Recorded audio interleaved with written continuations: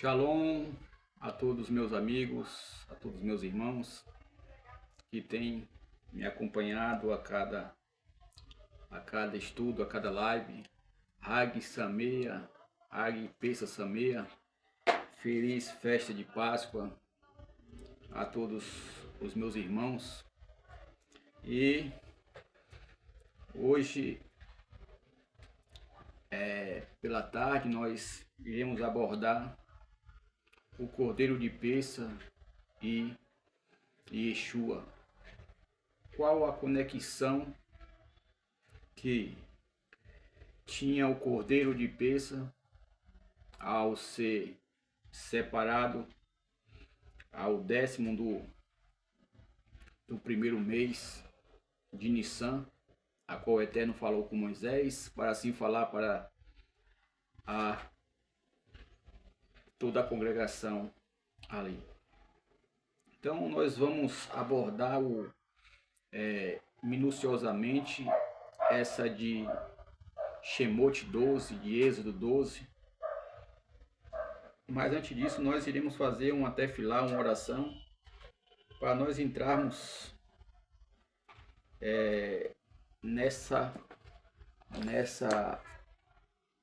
nesse trecho da Parashá, inclusive pertence a Parashá Bo, capítulo 12.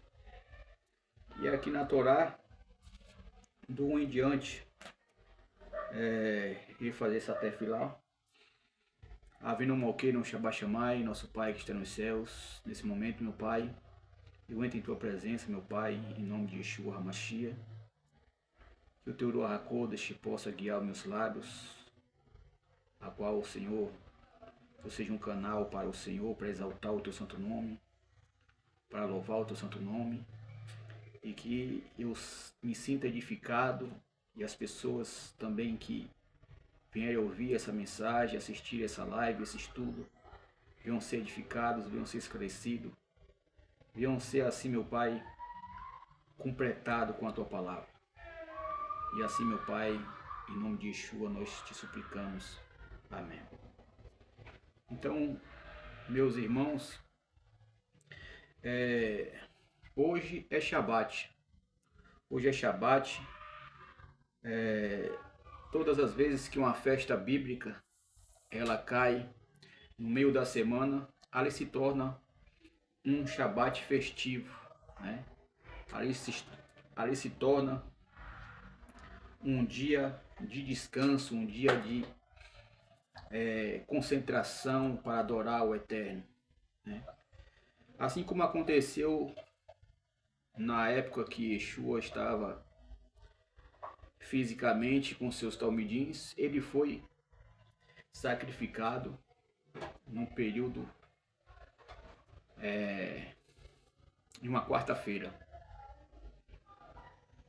Numa quarta-feira ele foi crucificado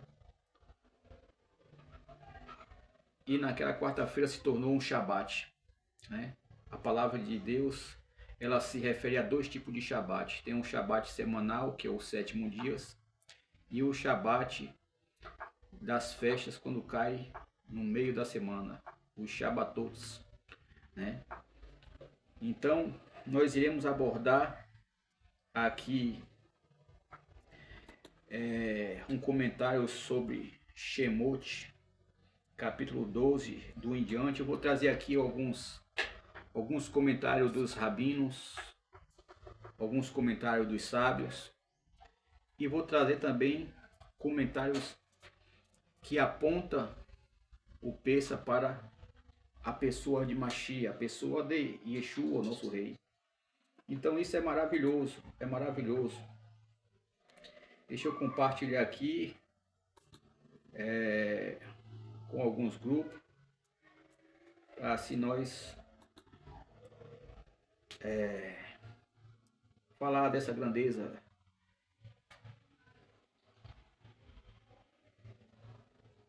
E Pessa, meus irmãos, é muito mais além do que uma narrativa da saída do nosso povo do Egito. Quando nós nos deparamos com o Pessa, nós temos que trazer para a nossa realidade. Assim como nosso povo ele foi ali libertado da escravidão no Egito, como um forte, não pelo anjo, mas pelo próprio Deus. Assim também nós também, quando nós estamos em aprisionamento, seja ele através de enfermidades, nós devemos clamar ao Eterno para que aquela redenção aconteça em nossos dias hoje.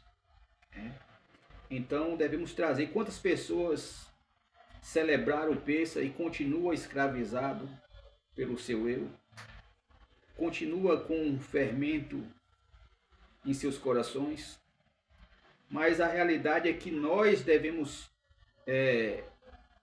nos transportar como se estivesse lá naquele período, naquele cenário, como se nós estivéssemos vivendo o período de escravidão que o nosso povo viveu. Então, quando você se transporta para o cenário que o nosso povo viveu, você sente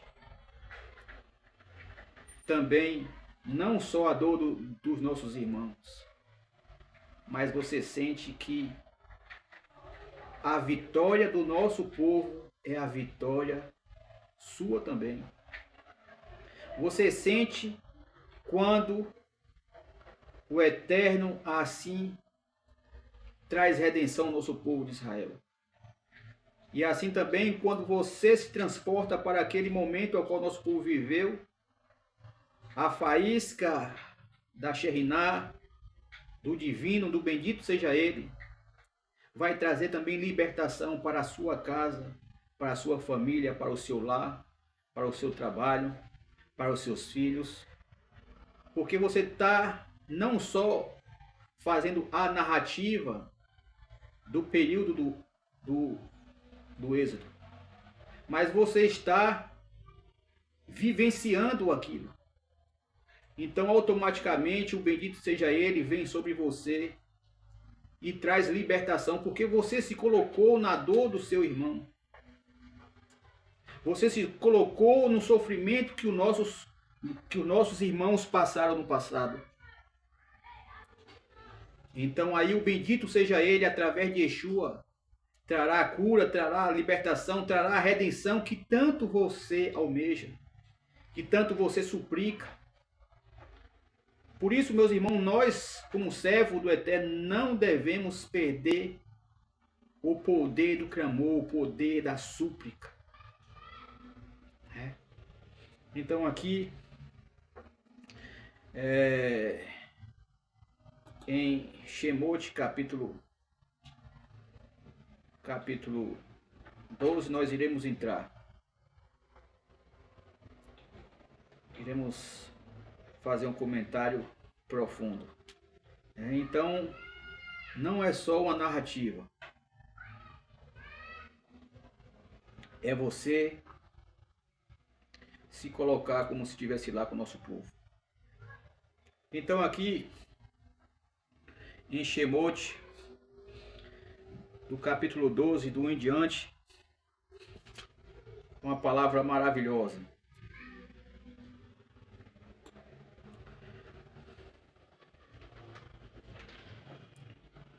E falou o Eterno a Moisés e Arão na terra do Egito, dizendo: este mês será para vós princípio dos meses.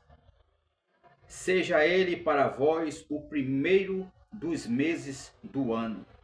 Então aqui o Eterno estabelece para o nosso povo de Israel um calendário fixo, um calendário que delimita todas as outras festas para no início de Pêssar. E aqui traz para nós também que ninguém que é escravo,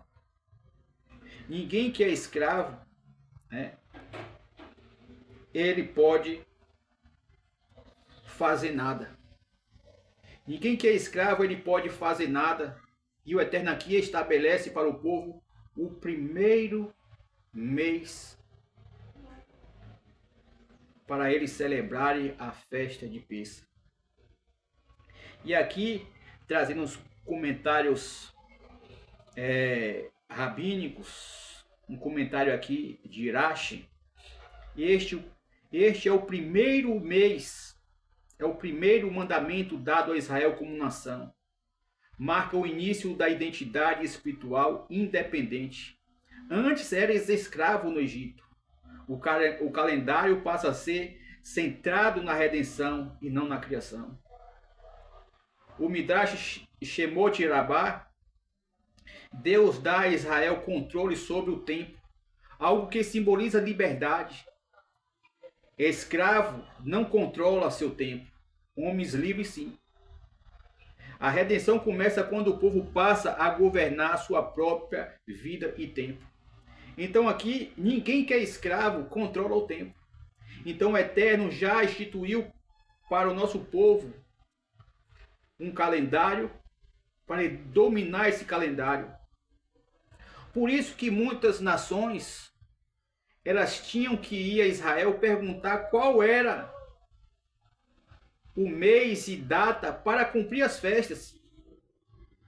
E durante os concílios de Nicéia, Constantino, inclusive eu dei esse shiur essa semana, Constantino proibiu os cristãos novos, os cristãos, de perguntarem ao nosso povo de Israel, da igreja primitiva, qual eram as datas festivas. Porque foi dado a Israel os dias de festas, o calendário. Então, o calendário de Israel é um calendário diferente do calendário gregoriano. Então, todos os cristãos deveriam perguntar ao nosso povo, como nação sacerdotal, para cumprir assim as festas bíblicas. E aqui, o Eterno estabelece o calendário judaico, o calendário religioso, como o calendário de executar as festas. Então, traz também algo maravilhoso aqui, nesse capítulo 12, 1 e 2, de Shemot, que aquela pessoa que não é liberto, ela não pode controlar o tempo, mas sim homens livres.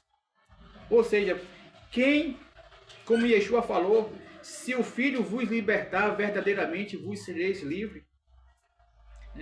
Então, tem pessoas que elas continuam sendo escravas de muitas coisas. Quando nós somos livres, nós praticamos festas conforme a vontade do Eterno. Tem pessoas que não são livres, que elas não vão praticar as festas fisicamente, porque continuam estando aprisionadas aos seus devidos trabalhos. E aqui o Eterno traz algo maravilhoso. Traz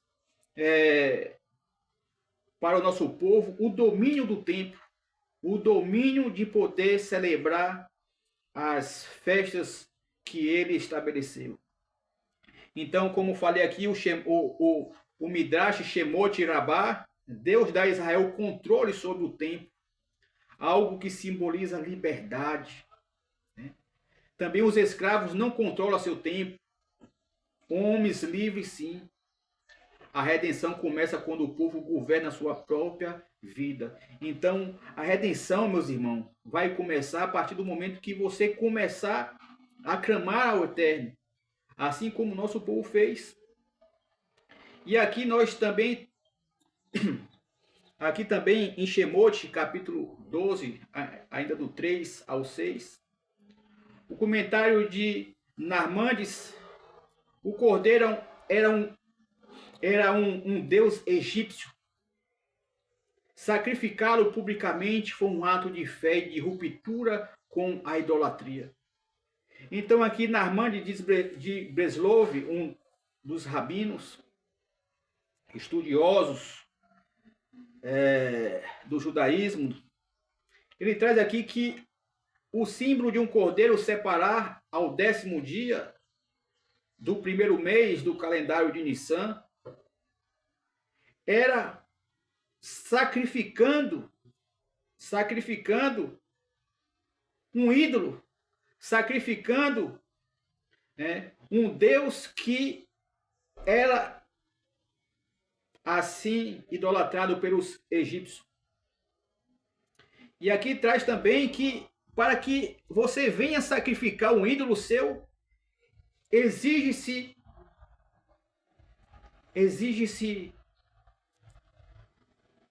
coragem, exige-se determinação, exige-se fé, emuná, exige-se não ser tímido, exige-se ação. Então, para que a redenção ela venha sobre o povo, viesse sobre o povo de Israel, eles tinham que sacrificar aquele cordeiro que era símbolo do ídolo dos egípcios, símbolo da idolatria. E trazendo para os dias de hoje, para que venha a redenção sobre a tua casa, sobre a tua família, sobre os seus filhos, é necessário você sacrificar o ídolo. É necessário você expor o seu ídolo a público. É necessário você ter ato de fé. E foi uma ousadia imensa do nosso povo.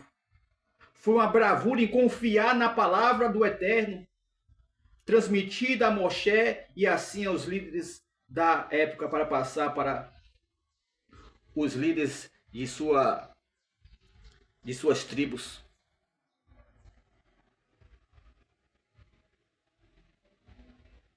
Então, para ter redenção, para ter salvação, é necessário eu romper os meus ídolos. Eu vou trazer uma palavra profética em sua vida hoje. Para que você venha dentro das Escrituras. Para que a sua vida venha ter redenção. Para que o Eterno venha operar milagre em sua vida. Venha trazer curas em sua vida. Muitas das vezes cura que o médico já desenganou você. Já deu os dias de vida a você. Para que a redenção venha, a cura venha sobre a tua casa, sobre a tua família, sobre a sua vida, é necessário você romper os ídolos de sua casa.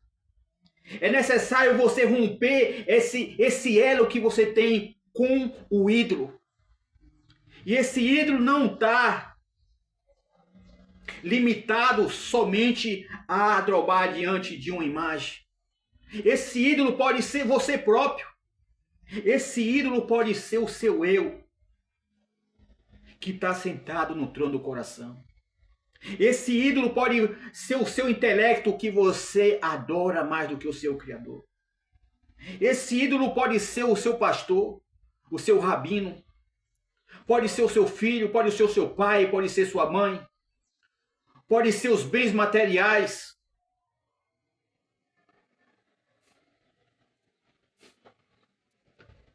Esse ídolo pode ser o sistema religioso, a qual está impregnado no coração do ser humano. Aleluia. A redenção só vem a partir do momento que nós quebramos esse elo. Quantos têm decreto de mortes? Quantos estão escravos, mas continuam escravos? Continuam aprisionados. Muitas das vezes clamam a Deus, muitas das vezes oram a Deus, mas não é o suficiente. É necessário se ter uma quebra de elo com a idolatria. É necessário ter uma quebra de elo, muitas das vezes, com os seus conceitos que criamos dentro de nós. Conceitos esses que afastam nós e a igreja do Eterno. Então aqui é necessário, como falou aqui o comentário de Narmandes de Breslov, o cordeiro era um deus egípcio. Sacrificá-lo publicamente foi um ato de fé e ruptura com a idolatria. É necessário. é necessário para assim ter uma redenção, para que você venha presenciar e vivenciar o poder de Deus em sua vida. Eu não quero somente pregar a palavra do Eterno. Eu não quero ser somente um religioso. Eu quero não só falar dos acontecidos. Falar dos acontecidos, falar de Deus, é muito fácil. Mas cada um tem que buscar a vivenciar o que está nas Escrituras. O que está na Torá, o que está no Taná, o que está nos escritos, o que está na Brit Hadashah. A experiência desses homens da Torá, da Taná e da Brit Hadashah, elas me edificam, mas elas não me sustentam em momentos de tribulações. O que me sustenta em momentos de tribulações é eu vivenciar isso aqui. É eu buscar ter um relacionamento, é eu buscar ter uma experiência com o Criador através de Yeshua.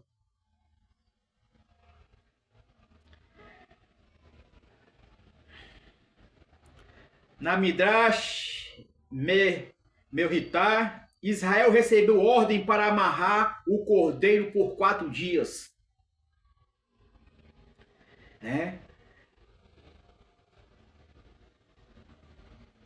Por 4 dias, ao 10º dia do primeiro mês.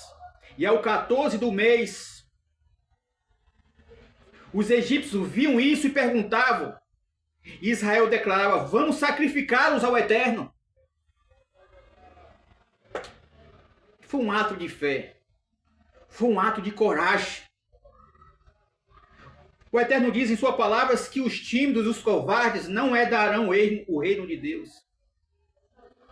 Mas aqueles que avançam, aqueles que marcham, aqueles que têm fé. Aleluia.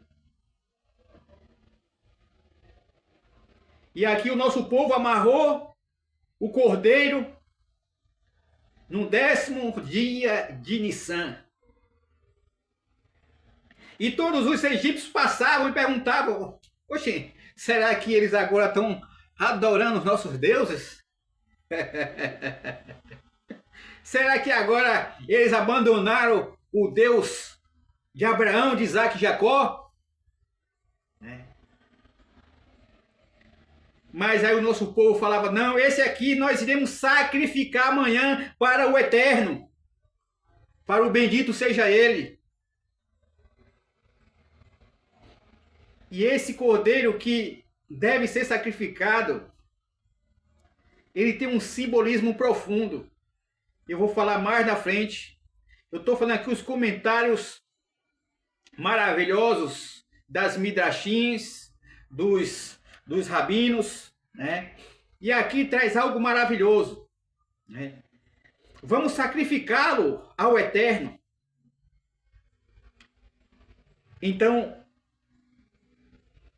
para a redenção também vir sobre nossas vidas, nós temos que sacrificar o animal. E o animal, ele está dentro de cada um. O animal está dentro de cada um tem um animal. E esse animal, ele fica em evidência quando as pessoas se afastam do Eterno. Esse animal, ele fica no auge quando as pessoas se apostatam do Eterno, da sua fé. Aí esse animal fica em evidência, ele fica no auge. E é necessário esse animal ele ser sacrificado ao Eterno, para que esse animal venha trazer redenção. Inclusive esse animal que era ídolo, idolatrado no Egito, considerado como um dos deuses, porque eram vários deuses que tinha no Egito. Esse animal, o cordeiro, o Eterno manda o nosso povo de Israel assim colocar ali amarrado durante 4 dias, apresentando a todos os egípcios, mostrando ao sistema do egípcio, do Egito, que ele ia ser sacrificado, que ele ia ser morto. E isso foi um ato de coragem do nosso povo, de fé. Porque eles poderiam falar, não vou fazer não, porque vai lá, a nossa situação já está tão difícil aqui. Eles vão trazer represália sobre nós, vão nos afligir mais ainda.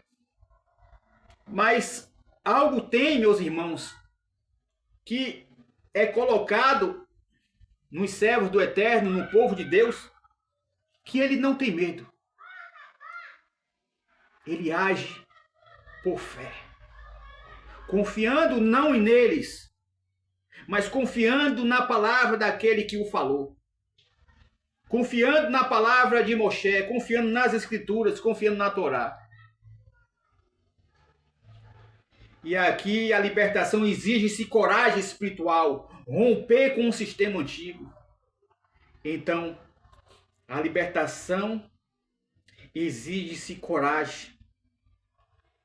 O medroso jamais ele vai ter a oportunidade de ser redimido, porque ele não tem coragem. Ele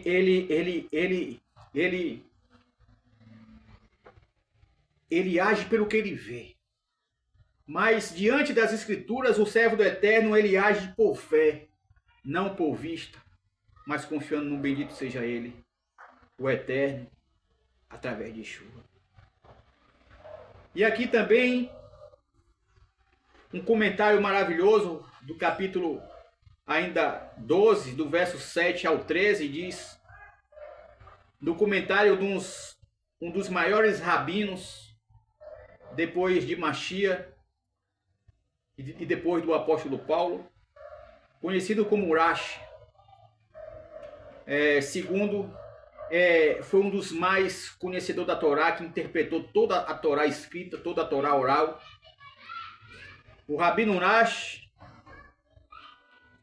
o sangue era um sinal para Israel, não para Deus. Servia para que o povo demonstrasse obediência e fé ativa. Então, o Eterno sabia que o povo estava ali, em cada casa. Deus sabia aonde cada hebreu se encontrava, cada primogênito dos hebreus se encontrava. Deus sabia disso. Não foi para que o anjo tivesse o conhecimento.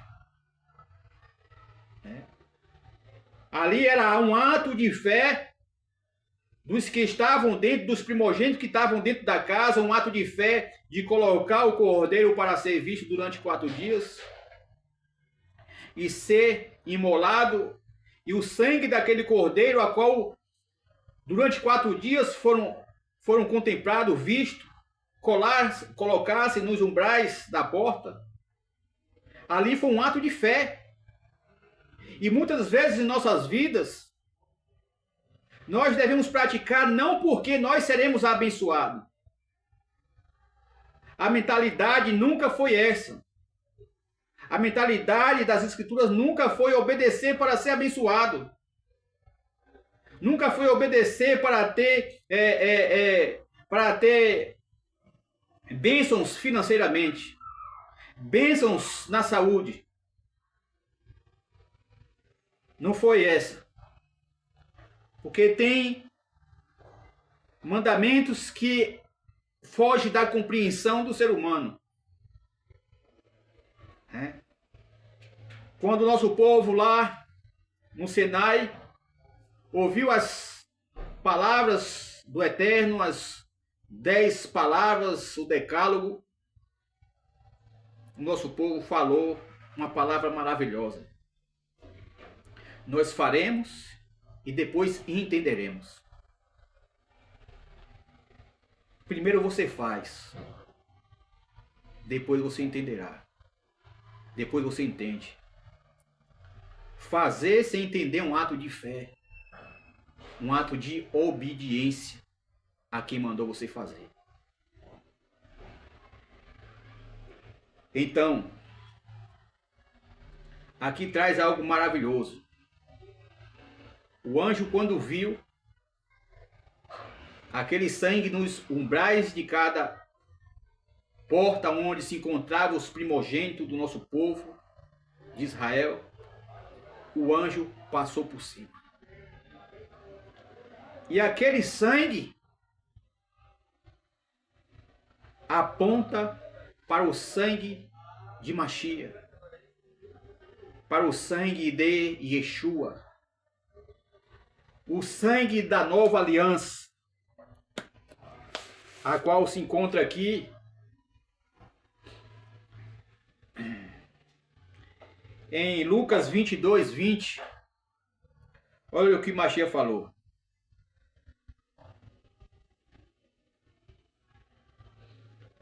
Este é o cálice da nova aliança no meu sangue, que é derramado por vós.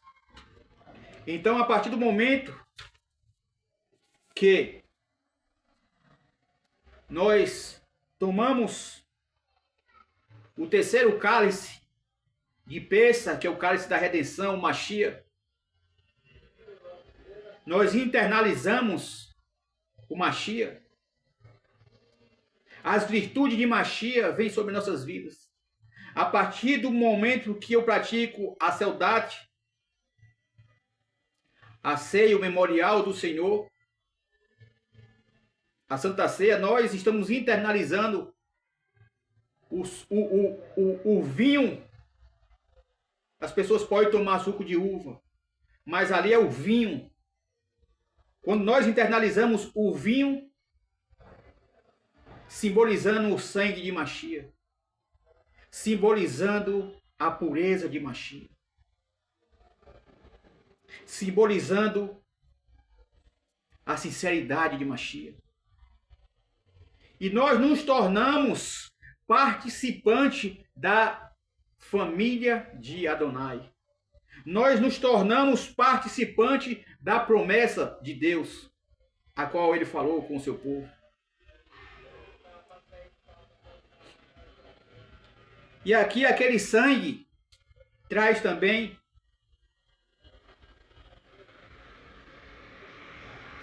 que só com o derramamento de sangue há remissão de pecado. Só com o derramamento de sangue há remissão. Os primogênitos só foi salvo do anjo destruidor por causa do ato de fé de derramamento de sangue do Cordeiro, a qual foi colocado nos umbrais da porta. Ou seja, o sangue que tem na casa, o sinal do sangue que tem na casa, a morte não tem poder sobre a vida dele. Assim como a morte também não tem mais poder de reter a alma daqueles que morreram, daqueles que acreditaram em Machia, em Yeshua. Assim, o mesmo sangue que continua, que é mais forte do que o sangue de Abel, aleluia. O sangue de Machia continua vivo até hoje. O sangue do Machia continua até hoje nos protegendo. O sangue do Machia continua até hoje nos livrando.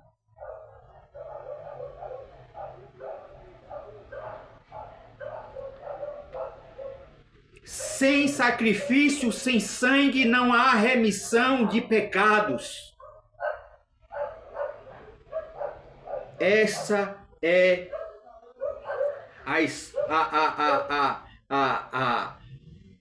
o que a Torá ela afirma. Isso é um fato.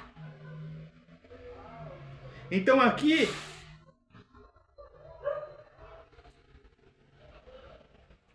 nós vemos que no Talmud Baveli Pessarim 96a, 2 sangues foram usados: o sangue do cordeiro e o sangue da circuncisão. A redenção envolve aliança e sacrifício.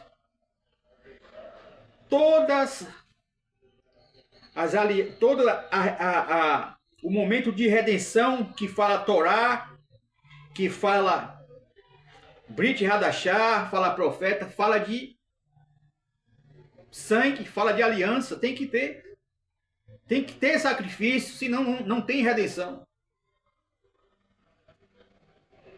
Não tem redenção se não tiver sacrifício.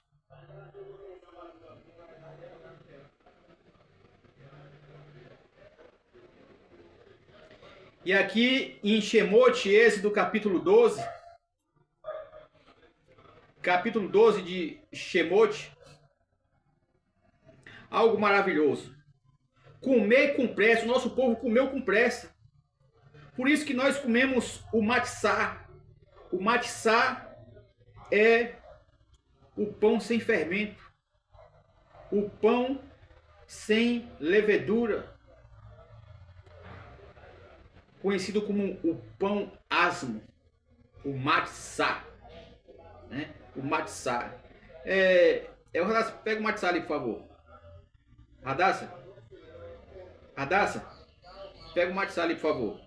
Vou mostrar aqui o matzá. O matzá que nós comemos durante não só a celebração do peixe. Tá aqui em cima da mesa. Não só o período da cerimônia. Tá em cima da mesa, não. Tá bom. Mas durante os 7 dias, de Pêssego, nós comemos matzá todos os dias, simbolizando a pureza. Todo dia nós internalizando o matzá. No comentário aqui de Rashi, a massa não teve tempo de fermentar. Ou seja, por que a massa não teve tempo de fermentar? Por que a massa não teve tempo de fermentar e o nosso povo saiu às pressas?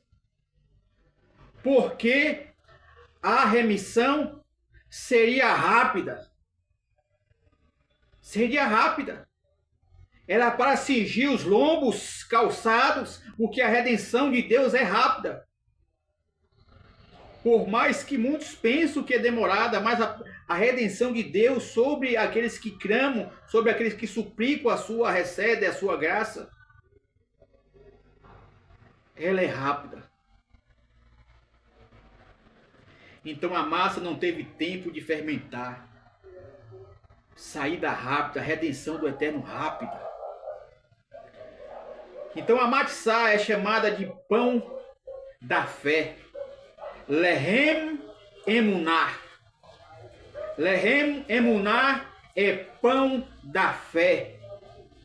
Ou também conhecida como Lehem refuá. Significa pão da cura espiritual.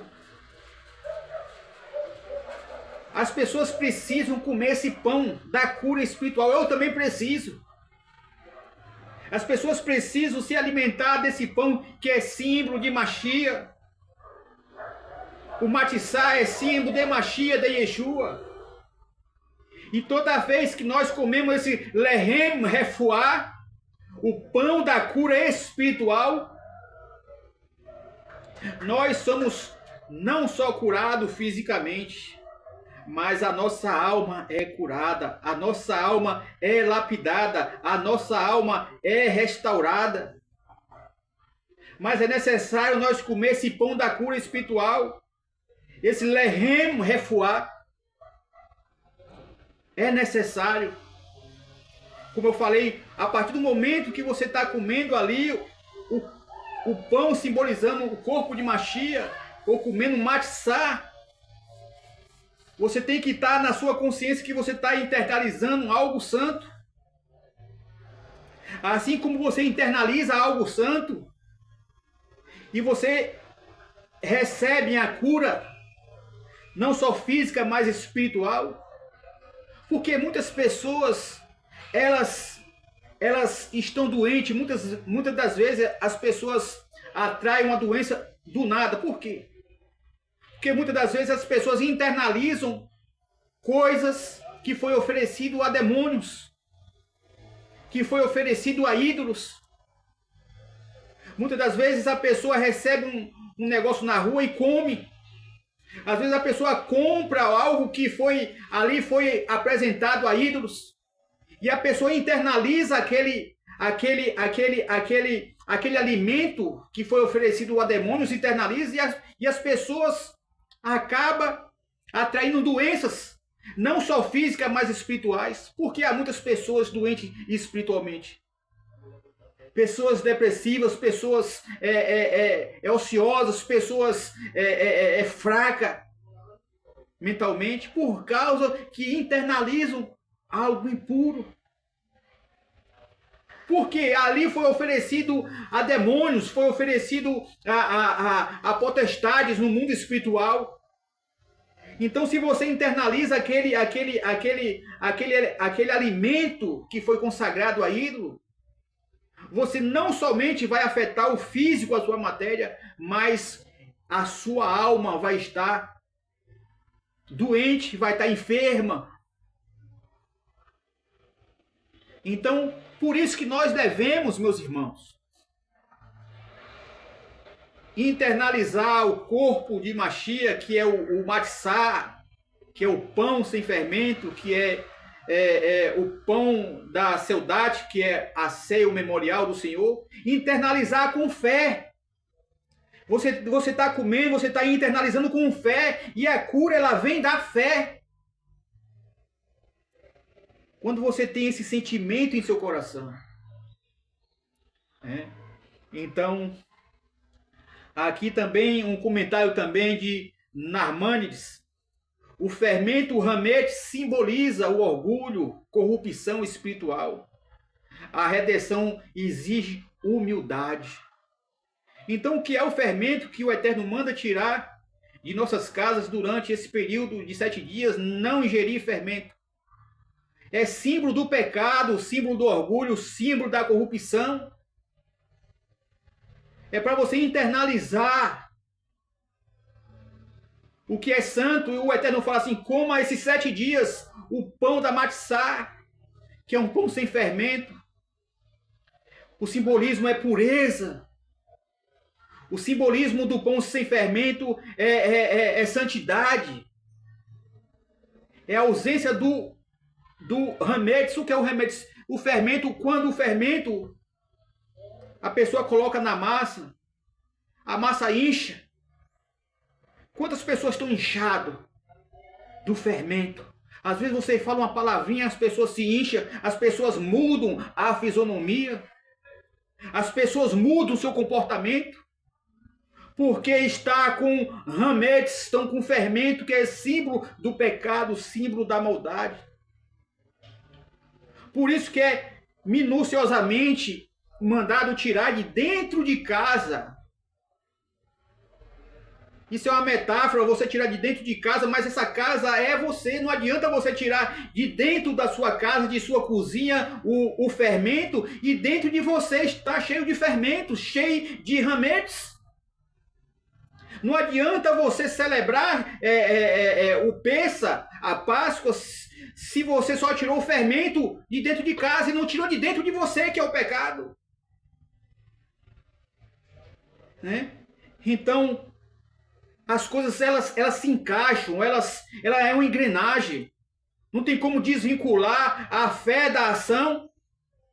Não tem como desvincular, você só tirou o fermento de dentro de casa e não tirou de dentro de você. E o fermento, ele corrompe a nossa alma, ele corrompe o nosso caráter. Ele corrompe. Então a redenção exige-se, além de sacrifício, do animal, toda redenção tem que haver sangue, exige-se humildade, exige-se pureza. Né? Aqueles fariseus daquela época de Machia, eles abordaram a Yeshua por causa dos seus talmidins que estavam comendo sem lavar as mãos ritualmente. Interessante que eles estavam abordando Machia por causa disso.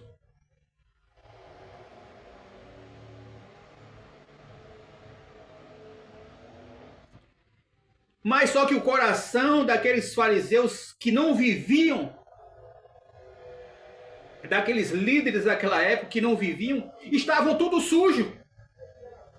Mas queriam que os talmidins de Machia, de Yeshua, lavassem as mãos, mas os corações deles estavam sujos. Eles lavavam ritualmente, que tinha vários gestos de lavar as mãos, fazer abrahar a bênção. Mas só que o coração deles estava sujo. Mas estavam fazendo para ser visto. Então você vê que não é só praticar ritualmente, cerimonialmente, o Pêssah.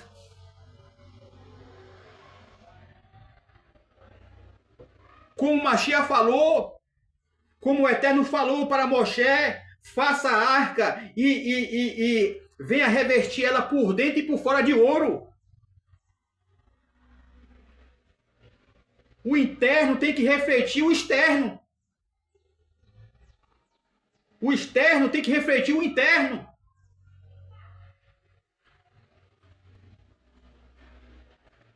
Então, é necessário se praticar o Pêssah na sua essência. Quantos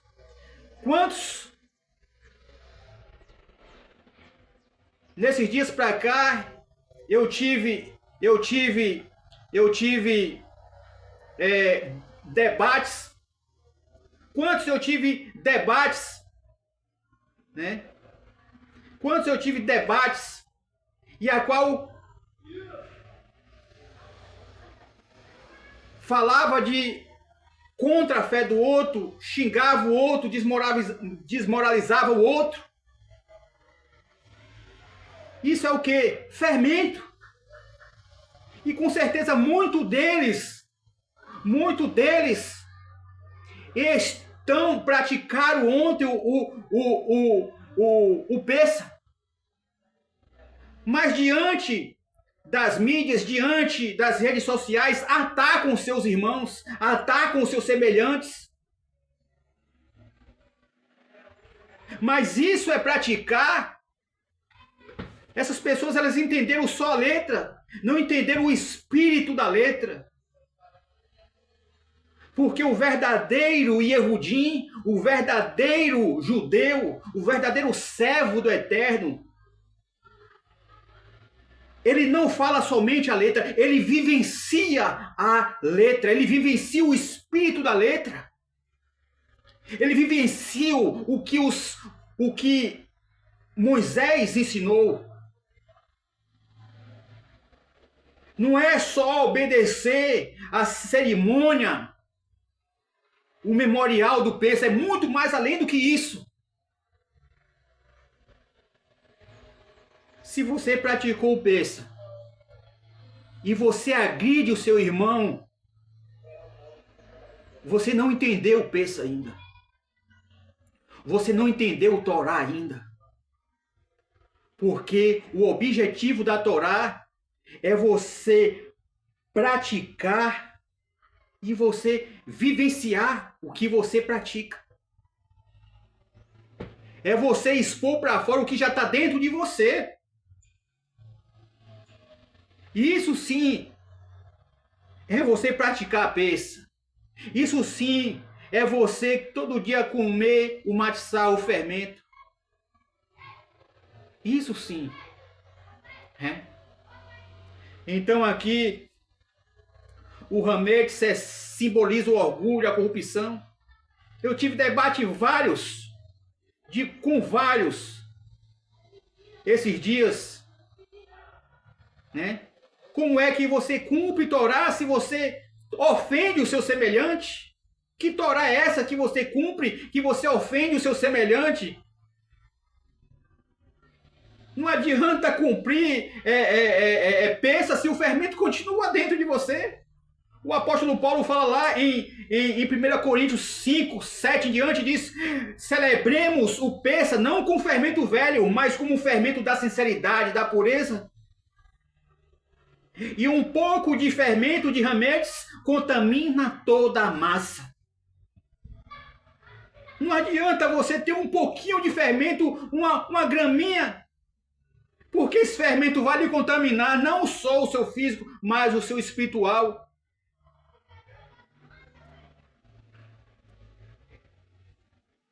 E aqui traz algo maravilhoso nesse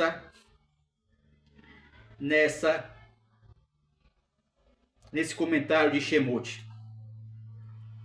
Aqui em Shemote ainda 12, capítulo 15, olha só o que diz. O Talmud Pesahim, a proibição é extremamente severa. Até pequenas quantidades são proibidas. O comentário do Maharal, o Pagre, Pagre. O fermento representa o ego inflamado. A matissá representa simplicidade essencial da alma. Olha o que significa cada coisa. Pensa é um tempo de limpeza interior e não apenas física. Pensa é limpeza. E quando se tem limpeza, se tem redenção. Sem limpeza não há como ter redenção. Sem limpeza não há como ter salvação. Isso é Torá, isso não é falar, falácias de rabinos, de sábios. Sem limpeza não há redenção. Sem sacrifício de sangue, sem derramamento de sangue, não há remissão.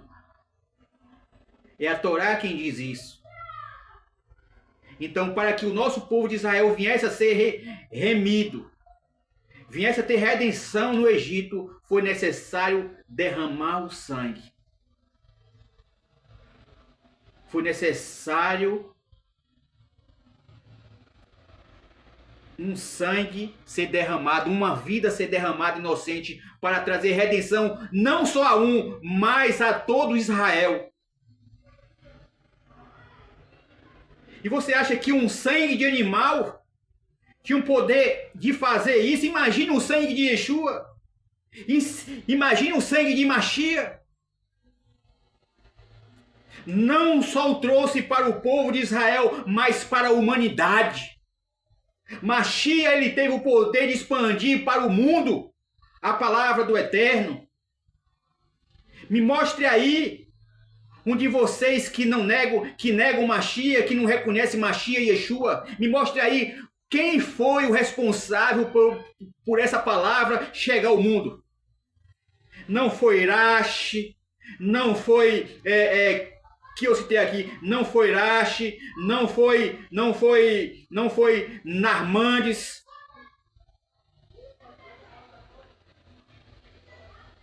Não foi Shilomo. Não foi nenhum deles. Você vai em qualquer local do mundo e pergunta quem é Jesus ou Yeshua. O responsável por essa mensagem chegar aos confins da terra.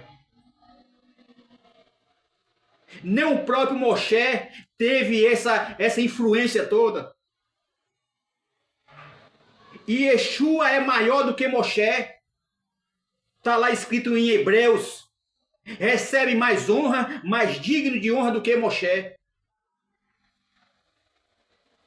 Então, se um sangue de animal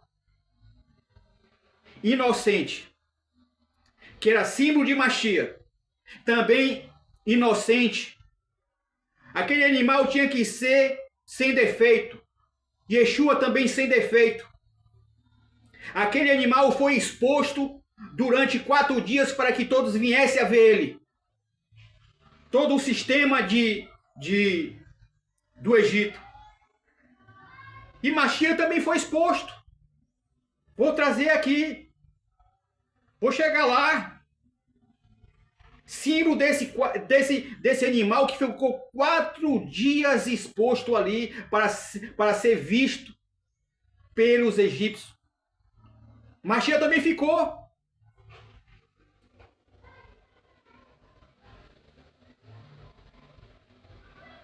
Em Shemot 12:12, a Midrash diz: Deus mesmo executou o juízo, não por meio de anjos. Isso demonstra o amor direto de Deus para com Israel. A redenção final também será direta e pessoal. Aqui também traz algo maravilhoso. Deus, ele sempre teve os seus intermediários. Por mais que alguém negue e indo de encontro à própria Torá. Quem foi o intermediário para tirar o povo do Egito? Moshe. Quem foi? Moshe. Mas o poder sobrenatural em Moshe, quem estava por trás? O Eterno. Né? E Yeshua também é a voz do Eterno, o Davá, a palavra se fez carne e habitou entre nós. João. Então aqui traz algo maravilhoso. A redenção final também será direta e pessoal. Nós vemos aí que o nosso povo de Israel se encontra em guerra para eliminar o mal que se encontra lá no Irã, certo? E quem tem ajudado nessa operação, o rugido do leão, nessa operação tão maravilhosa, é os Estados Unidos. Né? Mas na redenção final, a qual se encontra lá em Ezequiel, capítulo 37, 38 e 39, quando as nações irão contra Jerusalém, ali não tem os Estados Unidos para proteger Israel. Ali, os textos e os versículos é bem claro que o próprio Deus, aleluia, o próprio Deus, ele irá trazer redenção a Israel de seus inimigos. Mas o próprio Deus como? Através de Yeshua. Porque o Eterno ninguém pode ver. O Eterno não pode ser visto por ninguém. Mas a manifestação da sua palavra fisicamente, a qual é Mashiach, voltará, como descreve lá em Zacarias 12 a 14, que naquele dia o Mashiach descerá sobre o monte de Sião, sobre o monte das oliveiras, a qual abrirá o monte das oliveiras no meio, e assim destruirá todos os inimigos de Israel, todo inimigo do nosso povo.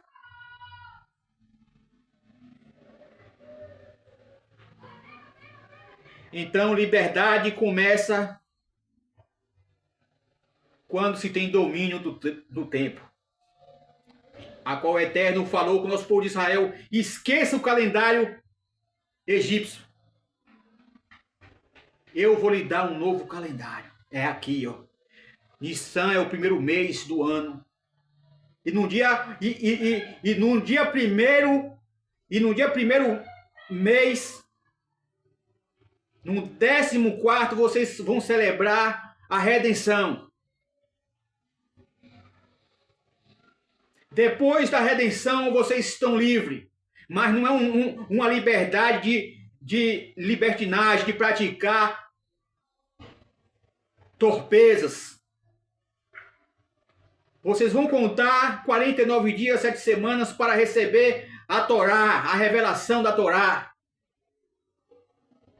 A Torá é isso aqui, ó. Torá. Torá é isso aqui. Significa instrução, ensino. Não há liberdade sem regras. Liberdade sem regras é anarquia.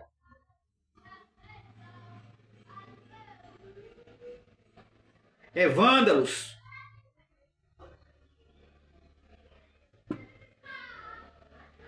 Mas liberdade são aqueles que têm Torá. A Torá da liberdade. A Torá que lhe ensina. A Torá que lhe instrui.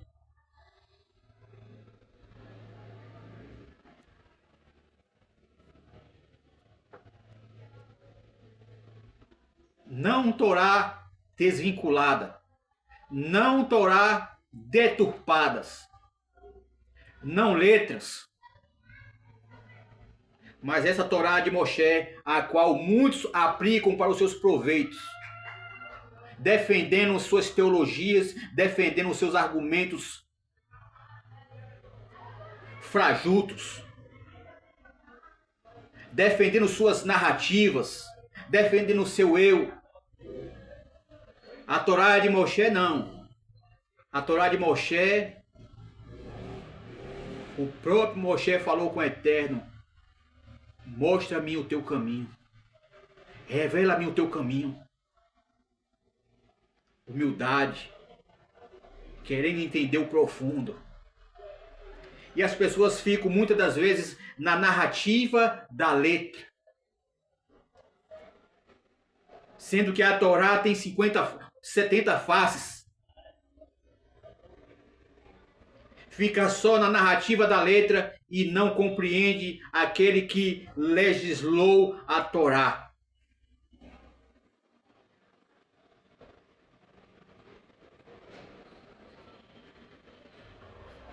Então aqui também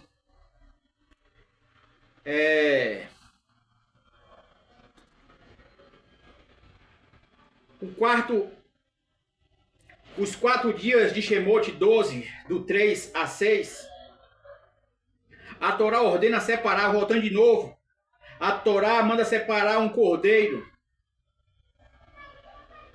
Durante 4 dias esse cordeiro ficou ali à mostra. Ficou em público, para que no dia 14 de Nissan viesse a ser sacrificado. E qual a conexão que tem esse cordeiro de animal? Esse cordeiro que seria sacrificado no 14º com Mashiach. Que conexão tem esse sangue nos umbrais da porta, que o anjo passa por cima, com o sangue de Mashiach, como está descrito lá em Lucas 22?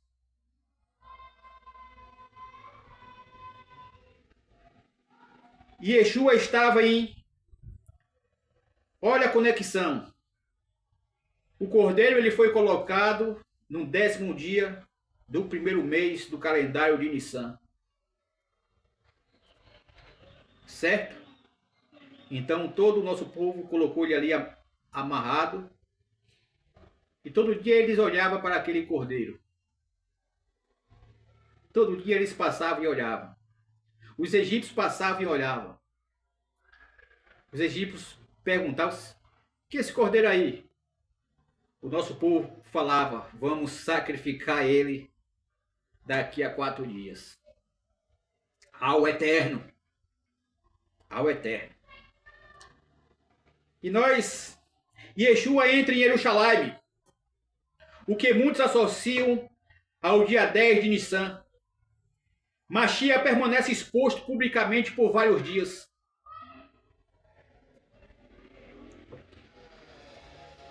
Examinados, questionados e testados pelos líderes religiosos, povo e autoridade. Então é morto próximo ao período.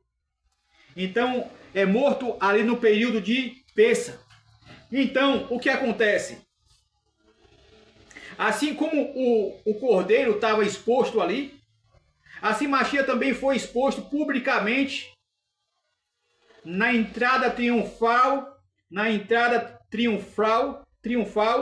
em Jerusalém. Ele foi exposto diante dos líderes. Ele foi testado diante das autoridades e do povo. Assim como também o cordeiro foi colocado ao 10º dia. E muitos questionaram ao nosso povo, para que esse cordeiro? Por que isso?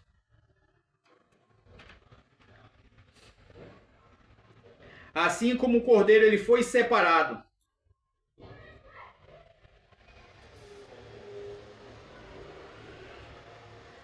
Assim como o cordeiro foi separado, ficou à vista de todos, foi avaliado antes do sacrifício. Olha só, o cordeiro de Pêssah ele foi avaliado antes do sacrifício. A mesma coisa, Mashiach, ele foi avaliado antes do sacrifício pelas lideranças, pelo povo. Segundo a Midrash Mehutá, Israel amarra o cordeiro publicamente. Isso confronta diretamente a idolatria egípcia. Era um ato de coragem, ruptura espiritual, declaração de fidelidade ao Eterno. E aqui, Yeshua, os líderes religiosos, Yeshua como confronta espiritualmente na Brit Hadashah. Yeshua confronta os líderes religiosos corruptos, a hipocrisia espiritual, sistemas vazios.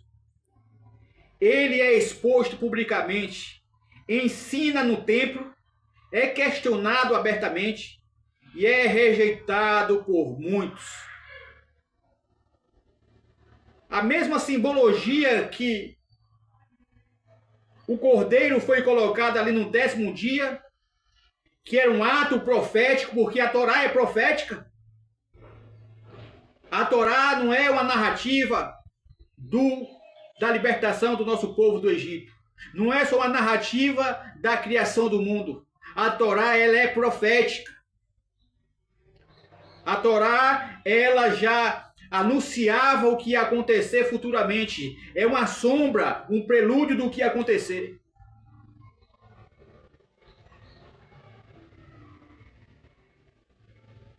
Assim como aquele cordeiro foi apresentado ali publicamente 4 dias exposto, assim também Yeshua ficou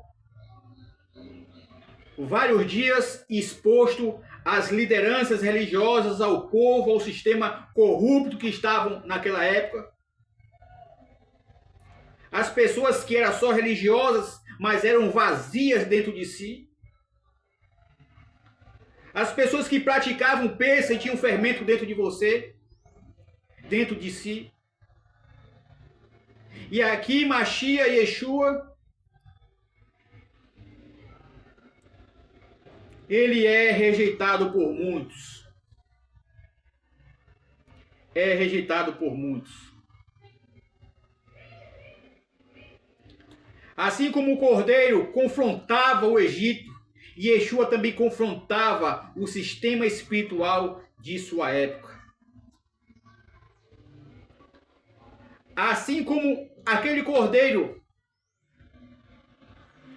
que ia ser imolado ao 14º dia, que era sem defeito, sem mancha, símbolo de Mashiach e Yeshua. Cordeiro sem defeito, Êxodo exigia ser sem defeito. Aplicação messiânica em Yeshua. Yeshua é descrito como sem pecado, justo, inocente. Ele também é examinado por líderes judeus.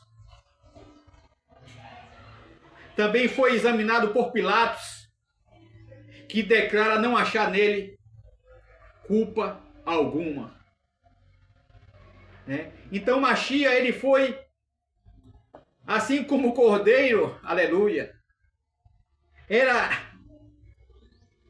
feita uma inspeção no Cordeiro, ele era analisado. Assim Machia também foi. Quando você lê a Brit Hadashah, Aliança Renovada,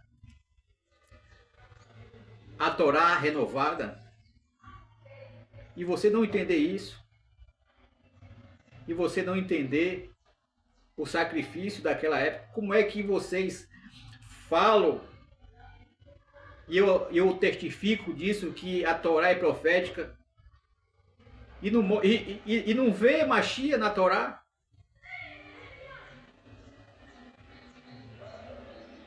E aqui também diz o seguinte: o sacrifício que traz libertação.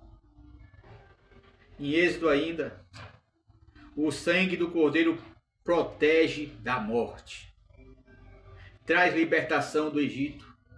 No entendimento messiânico, o sacrifício de Yeshua traz redenção espiritual e libertação dos pecados. Assim como aconteceu com o nosso povo de Israel. Eu posso aplicar também que os acontecimentos de Israel, que é o primogênito, o filho primogênito do Eterno, é a nação sacerdotal. Israel é a nação sacerdotal, é o primogênito do Eterno. Não há o que discutir isso. Mas apontava para Machia.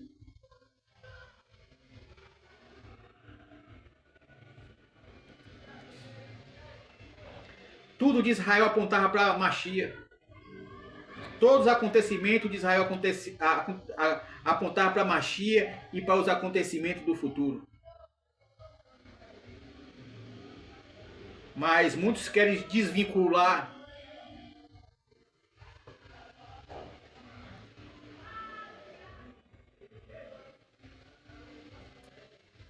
aqui em conexão.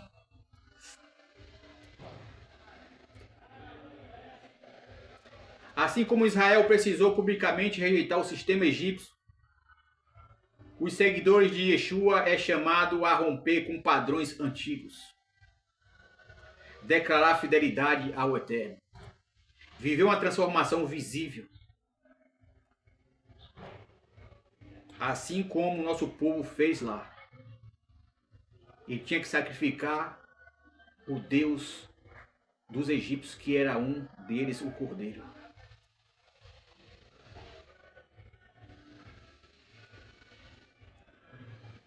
Cordeiro separado ao 10º dia, paralelo a Yeshua entrando em Jerusalém.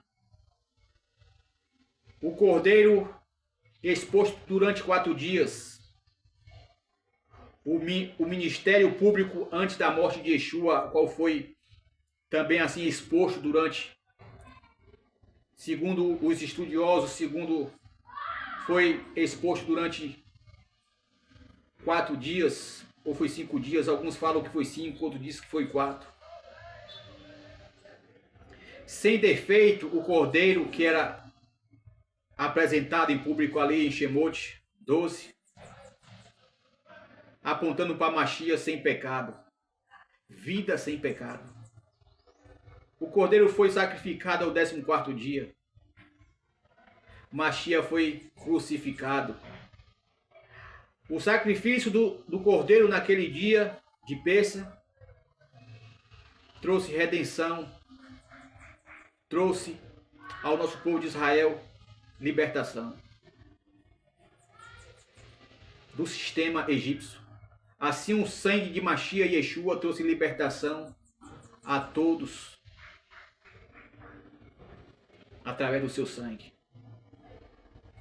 E não só o sangue de Mashiach é mais poderoso e mais eficaz do que o sangue de cordeiro e animais, de bois.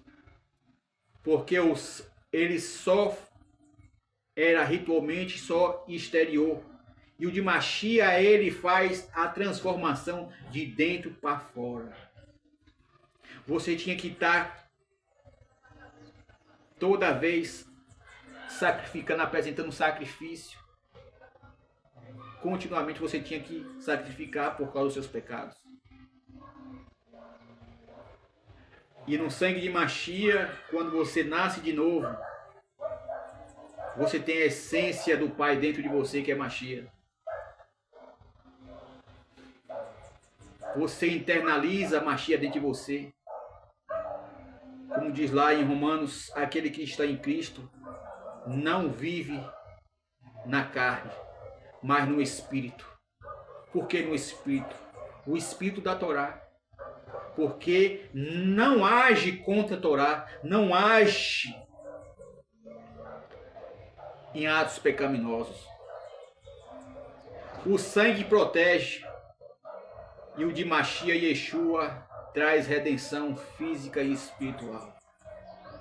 Então, é nesse estudo tão maravilhoso, nesse comentário tão rico dessa passagem de Shemot, que é mais do que uma narrativa. É algo mais profundo. Quando você internaliza todas as escrituras, você começa a vivenciar as promessas. E tem uma mensagem aqui, mensagem interessante. Pensa não é sobre Yeshua, é sobre a saída do Egito, a redenção de Hashem. Eu já deixei claro, eu respeito a sua ótica, mas esse é o seu pensamento. É o seu pensamento. Eu já, inclusive, debati com você esses dias, né? Debati com você no grupo. Mas, como eu falei com você naquele dia, aos meus irmãos judeus, quem tampou os olhos dele para que a graça caísse para o gentio foi o Eterno. Então, foi do Eterno que o nosso povo tivesse curvado para a graça cair para o gentio. E o próprio Deus vai fazer com que ele se levante novamente para se cumprir a promessa que está na Torá e nos profetas, em se tornar, em cumprir o seu chamado de nação sacerdotal.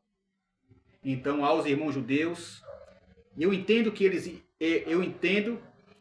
vejam nessa ótica.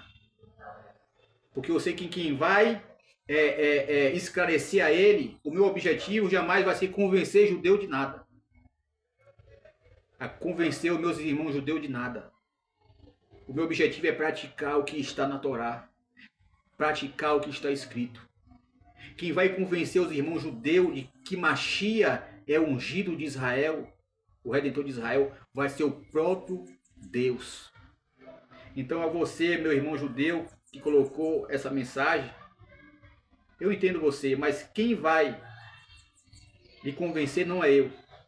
É o Ruach HaKodesh, o Eterno. Ao contrário dos goíns que aceitaram Mashiach e Yeshua e hoje estão negando. Esse eu não tenho tolerância.